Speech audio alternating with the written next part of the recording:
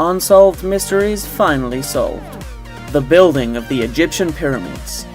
Was it aliens or some sort of advanced yet long-lost ancient technology? For the longest time, there were only theories and speculations surrounding the question of how the Egyptian pyramids were constructed.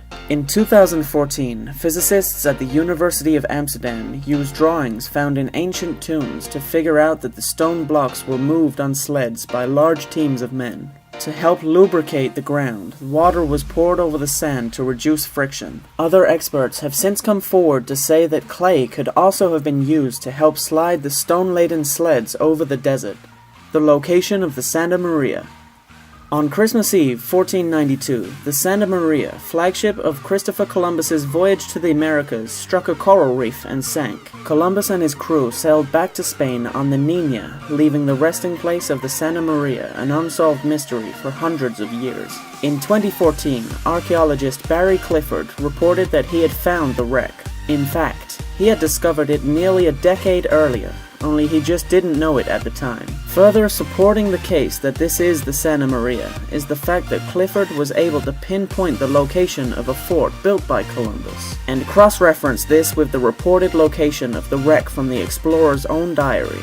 King Richard's demise. Historians have always known the British monarch King Richard III died on the battlefield in 1485, but no one ever knew how he died. In 2012, Richard's remains were found buried under a parking lot in the British city of Leicester. Experts set to work examining the remains and found a number of wounds on the king's body, suggesting that he had been attacked by multiple people. The death blow, close examination of his skull, shows that Richard was likely killed by a sword, or halberd, which struck the base of his skull before penetrating up into his head.